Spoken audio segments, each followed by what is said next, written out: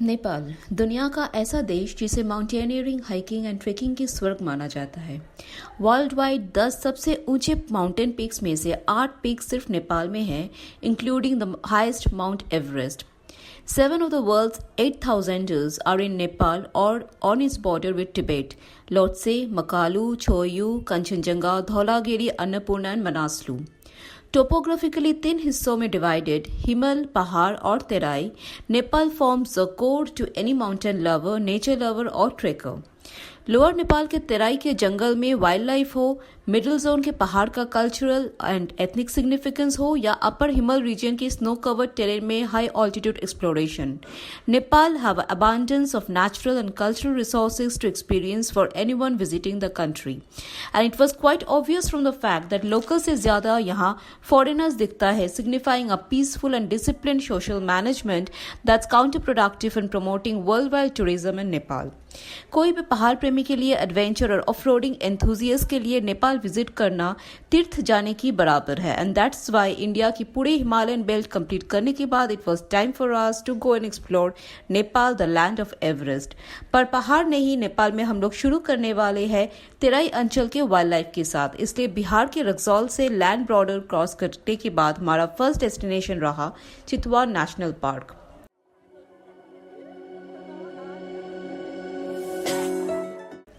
Raxaul railway station से निकल के कुछ दूर ड्राइव करते ही रेल लाइन क्रॉस करके आगे जाने से ही बॉर्डर गेट मिलता है, जिसके दूसरे ओर बीरगंज आता है, which is also referred to as the gateway to Nepal and the commercial capital of Nepal. तो इंडियंस के लिए नेपाल एंटर करने के लिए अलग से परमिट जरूरी नहीं है, पर आपका डॉक्यूमेंट्स बीरगंज में बॉर्डर सिक्योरिटी ऑफिस में चेक होगी before you proceed further into Nepal. Raxaul से चितवन कुछ 160 किलोमीटर की दूरी में है और त्रिभुवन हाईवे से ड्राइव करते हुए आसानी से ये रास्ता आप 4 घंटे में कवर कर लोगे। It's a straight smooth drive, initially going across Parsa National Park, one of the 3 constituent part of the Chitwan Parsa Valmiki Transnational Tiger Conservation Unit, covering an area of 3549 square kilometers. Nepal में कई दफ़ा आपको याद भी नहीं रहेगी कि आप कोई दूसरे देश में हो, जब तक ना आपका ध्यान अपने मोबाइल पे गिरेगी। लैंडस्केप हो, कल्चर हो या एथनिसिटी, ऐसा फील नहीं होता कि हम कोई और देश में आए हुए हैं। चारों तरफ पहाड़ से घिरा हुआ जंगल, माउंटेन स्ट्रीम्स और एग्रीकल्चरल लैंड के पास से गुजरते हुए नेपाल में एंट्री करने के बाद फर्स्ट लैंडस्केप व्यू का impression was quite soothing and felt amazing. बीच बीच में कभी कोई छोटा सा टाउन या विलेज भी क्रॉस कर रहे थे, पर बिसाइड दैट अक्टूबर के लास्ट वीक में बरसात के बाद नेपाल के lower most Terai region was totally wrapped in greenery. Nepal का road map is such that one major highway is running across the length and breadth of the country, और जो भी डेस्टिनेशन है वही हाईवे से बाइफर्केट होके पहुंचता है। इसलिए कहीं पे भी पहुंचना हो, कुछ देर ड्राइव करके यही सेंट्रली रनिंग हाईवे में आके हर रास्ता मिलता है। कुछ ही देर में हाईवे छोड़ हम भी लेफ्ट का बाईलेन लिए डिमेट to reach a destination for today's, Sauraha, the best town for Chitwan national park on the bank of the Rapti river. It's a well planned and simple town जहां हर एक मोड़ which acts as a landmark as well, उसका नामकरण हुआ है वहां wild life से, राइनो मोड़, हाथी मोड़ एक्सेट्रा। सौराहा के आसपास होटल्स एंड रिसोर्ट देख के किसी को भी नेपाल में टूरिस्ट फुटफॉल का अंदाजा हो जाएगा। ऑब्वियसली जितना फॉरेस्ट सामने आ रहा था, प्रोपोर्शनली अकोमोडेशन फैसिलिटीज भी बढ़ रही थी।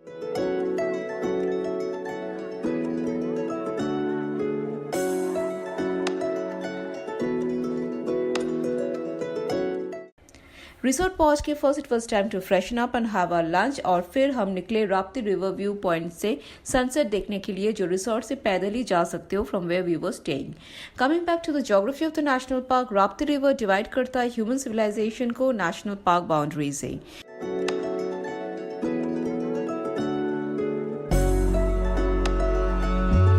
फॉरेस्ट के पीछे सूरज ढलने के बाद जैसे जैसे अंधेरा छा गया, सौराहा टाउन उतना ही झिलमिला उठा रोड साइड कैफेज की ट्विकलिंग लाइट से।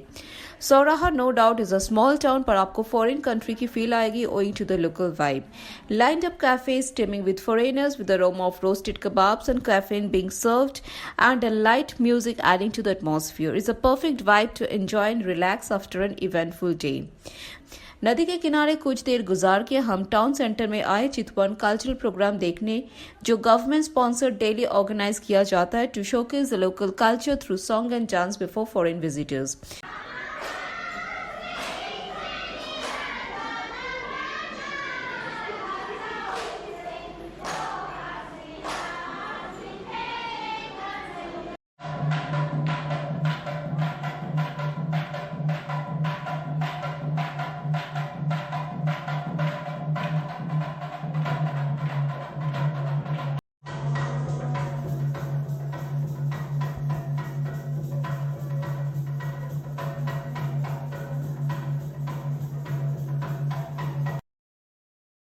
It was time to call it a day and retire for the night after taking a stroll down the market for some window shopping.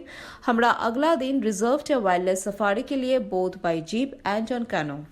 Next morning early breakfast करके हम निकल पड़े फिर से Rapti view point के लिए, जहां से बोट में रिवर क्रॉस करके सफारी के लिए शेयर जीप में चढ़ना पड़ता है। रिवर बहुत ज्यादा चौड़ा तो नहीं है पर फ्लो काफी है और उससे भी अहम बात क्रोकोडाइल से भरी है, both the aggressive ones and the milder alligators.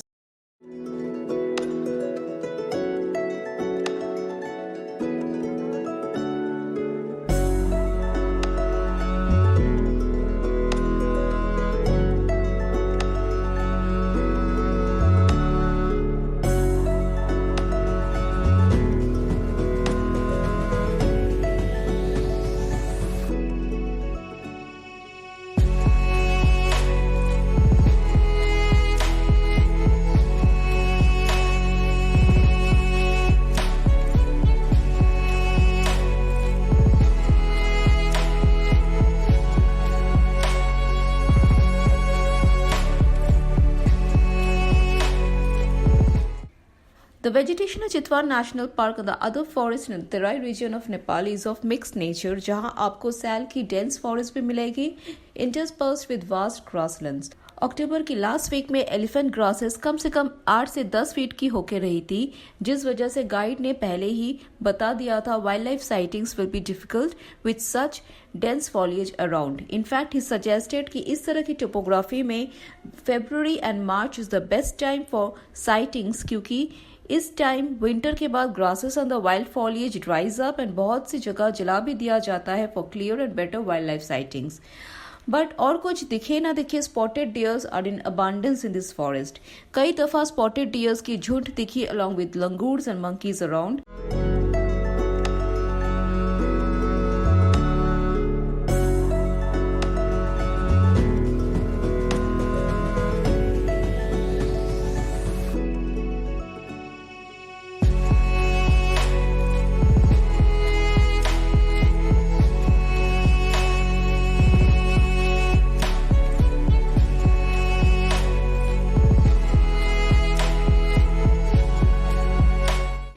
चितवन में जनरल टूरिस्ट के लिए डेली जीप सफारी राइड लगभग 3 से 4 घंटे का होता है. आप फुल डे सफारी भी कर सकते हो या फॉरेस्ट हाइकिंग में भी जा सकते हो along with a night stay inside the jungle, but for that you will have to customize it according to your need with the local management and guide.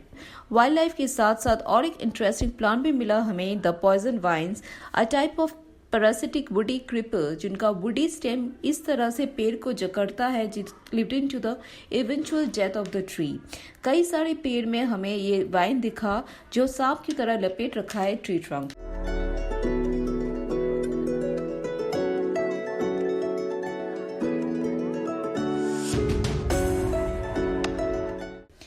चितवन में सबसे एक्साइटिंग जगह लगा 20 Hazari lake, a major habitat of the birds over there. The greenery around the lake along with the calm ambience is a major draw for wildlife and bird lovers. In fact, lake में rhino भी मिला, though fully drowned to cool itself off.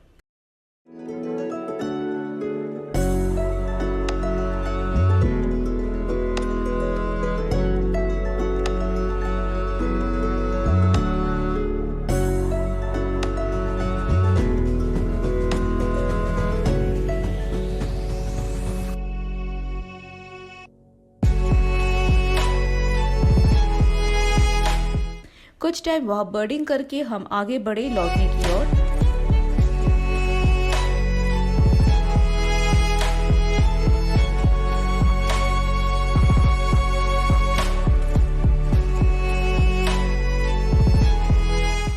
Elephant ride and other activities related to elephants are quite prevalent at Chitwan.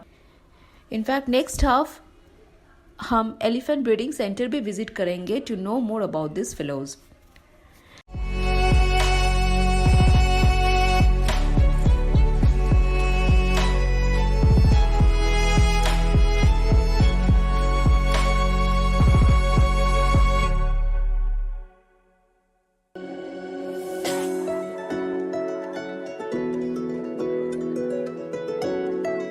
Safari के बाद हम लौट आए अपना resort to have a lunch and फिर निकले राप्ती रिवर में कैनो सफारी के लिए, जिसके लिए जीप आपको रिसोर्ट से पिकअप करके ड्रॉप करेगी उस पॉइंट में जहां से कैनो राइड किया जाता है।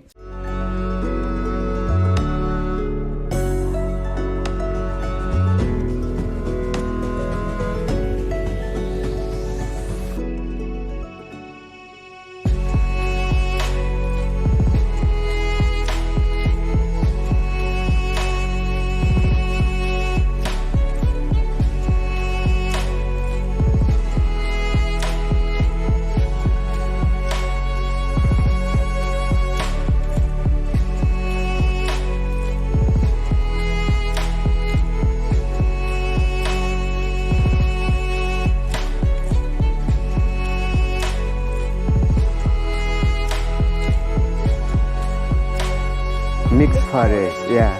Mixed forest, or which called riverine forest. Riverine forest. Yeah. And you can say, and this is a grass line. This is a elephant grass, which called. Forest मतलब यहाँ पर grasslands भी है grass और sal trees जो evergreen है वो भी है। साल ट्री भी है और वो कॉटन ट्री भी है और ये जो ये ट्री है ना, इसका नाम है राइनो एप्पल ट्री बोलते हैं ये ट्री का नाम। Rhino Apple. हाँ, जो एक फलता है ना, हाँ। वो राइनो डियर मंकी खाता है और इंग्लिश में राइनो एप्पल ट्री बोलता है।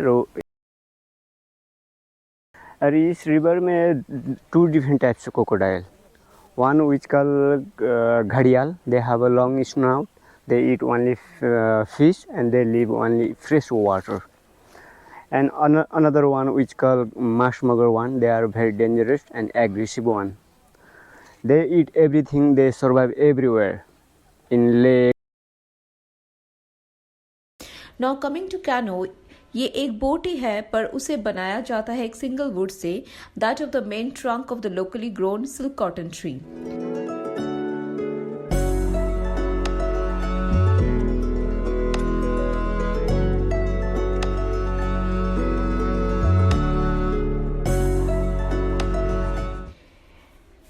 Canoe ride on Rapti River for me was the most adventurous and best part of Chitwan National Park. दो जिन्हें पानी से डर हो उनके लिए शायद ये सुटेबल ना भी हो सकता है। मगरमच्छ से भरी नदी में डाउनस्ट्रीम करंट से बहता जा रहा कैनो में नदी के दोनों तरफ का इकोसिस्टम बाखूबी देखने को मिलता है, being the breeding ground of a variety of birds and other wild lifes. सामने से पानी में पाइथन भी दिखा and I wish I could make you hear the fierce hissing sound it was making at that time due to the disturbance we caused by coming on its वे।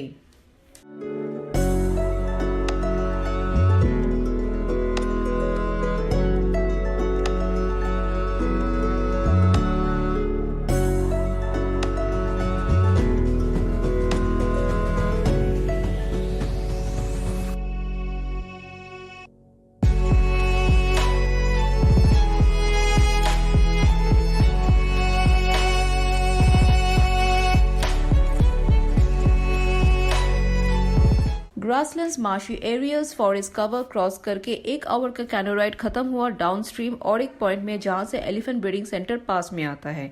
कुछ देर पैदल चल के you need to enter the centre जहां हाथी की breeding and training दिया जाता है, जो बाद में आर्मी एंड फॉरेस्ट मैनेजमेंट के काम आती है। It was a huge fenced area with a museum dedicated to the history behind this establishment for this task.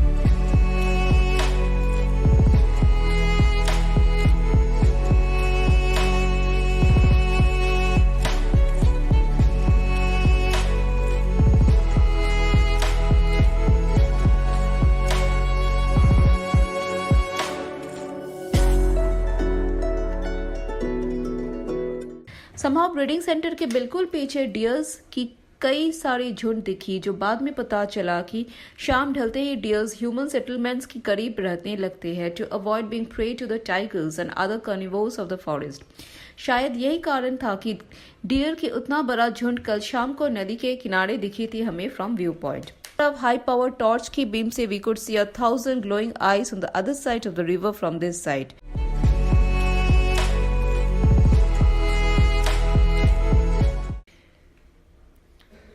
Finally Chitwan में हमारा सारे एक्टिविटीज खत्म हुए और हम सफारी जीप पकड़ के एक लास्ट टाइम के लिए सनसेट का मजा लेने के लिए व्यू पॉइंट में नदी के किनारे बैठ गए। आज ही हमारा लास्ट डे है एट चितवन। कल हम यहाँ से सीधा पोखरा जाने वाले हैं, followed by Mustang and Manang valley from there. We will come back with our next video on Pokhara. Till then, stay safe, stay tuned. Thank you.